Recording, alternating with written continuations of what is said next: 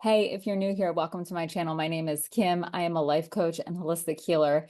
And my goal is to help you prepare for healing your childhood trauma and taking on this journey that isn't always sunshine and rainbows, but so worth it in the end. And so if you found me, it's because you've got some baggage from your childhood that's been dragging you down.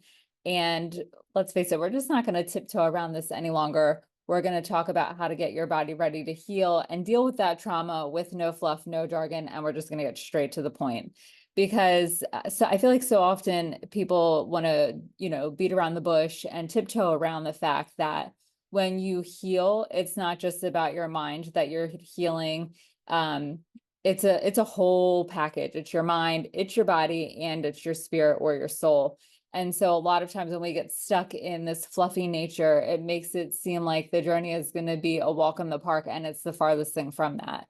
So your body has to be included in this journey because really it's holding a lot of shit from your past.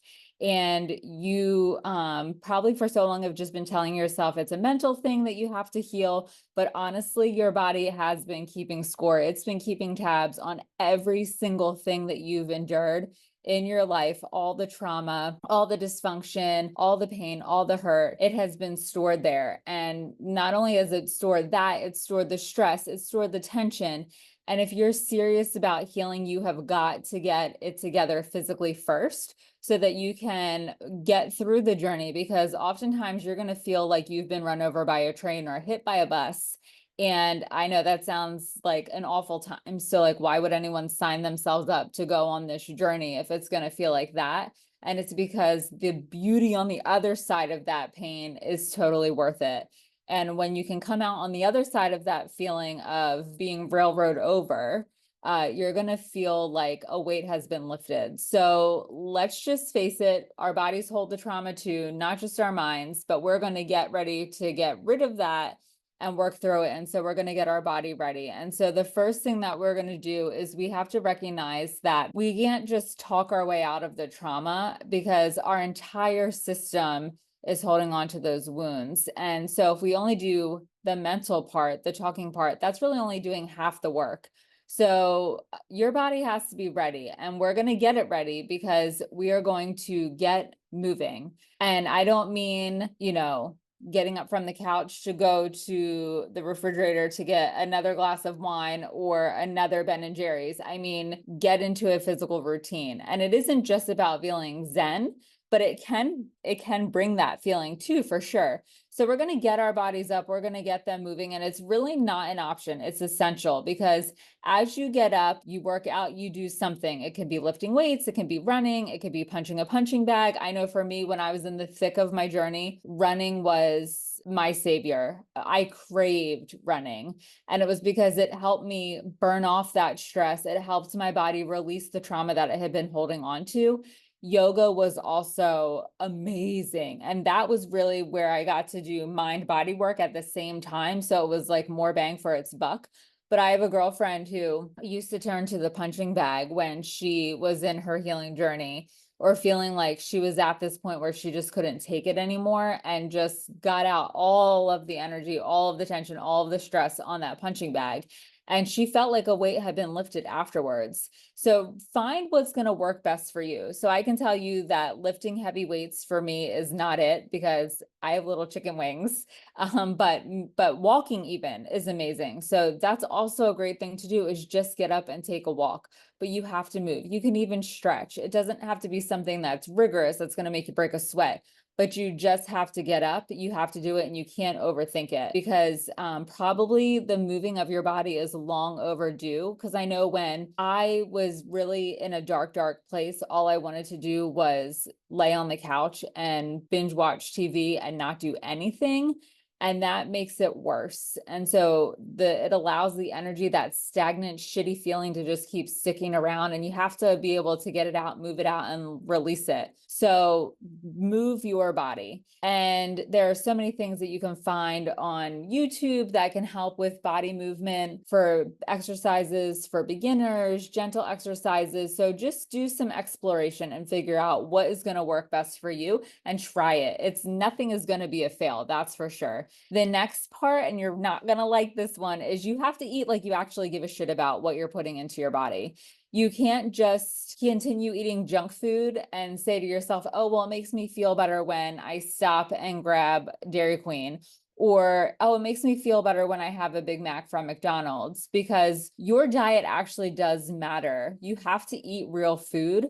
You can't live off of processed food, reduced sugar, refined sugar, all that. You can't do it because it's not going to give you the fuel that you need to actually do the work.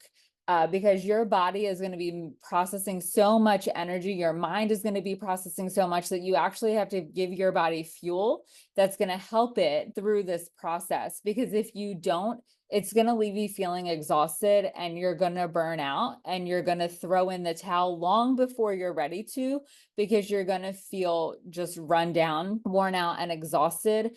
And so you also have to realize that part of the mindset work for healing the body is you actually have to look at it this way, is it's also helping heal your body and your mind. So if you don't care enough about your body and what you're putting into it, do you really care enough about your healing journey? Maybe not. And again, this is going to be a work in progress. You can't just like go cold turkey with no junk food at the snap of your fingers, because your body has become reliant on those processed sugars and that food.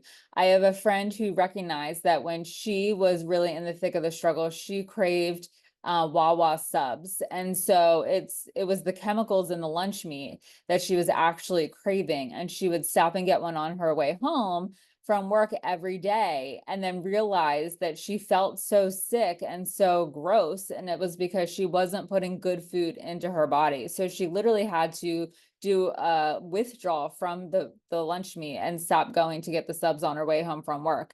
So your body, as you go through this healing journey, is going to send you even louder messages and give you clearer signals as to what it needs while you're healing. And maybe in the past, you haven't stopped to take the time to listen because you've been so focused on the mindset piece and trying to get your mind right that you've just kind of ignored your body. But now is the time where you have to not only acknowledge the mindset piece, but you have to acknowledge the body piece too, because it is also talking to you. And you can't have healthy food without the hydration part, because our bodies are made up of 80% water. So we need water, and we need lots of it. And so if your body is dehydrated, it's also not going to function well, let alone heal. So the nutrition and the water, they really go hand in hand. And if drinking water is a really hard thing for you, get a water bottle, a big one, and just carry it with you everywhere you go. And that will help.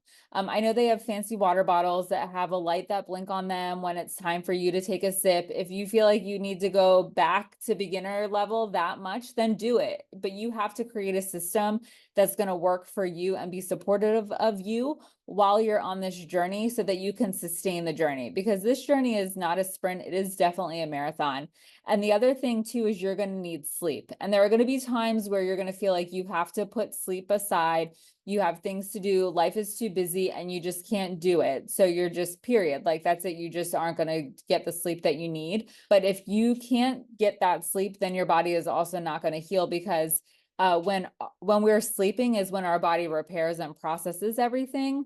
And that's part of the nature that we are, sleep is one of our basic survival needs. And so it might be hard, especially if you have kids, to get the sleep that you need. So I know when I started my healing journey, I had a 2-year-old and a 5-year-old, and I had my 2-year-old home with me. So there were times where I was taking her to therapy with me and then coming home exhausted because I just cried the whole time in therapy, but still had to show up for her. And then I would crash at the end of the day and just feel run down, and I was irritable, and I just felt like I couldn't get through the day.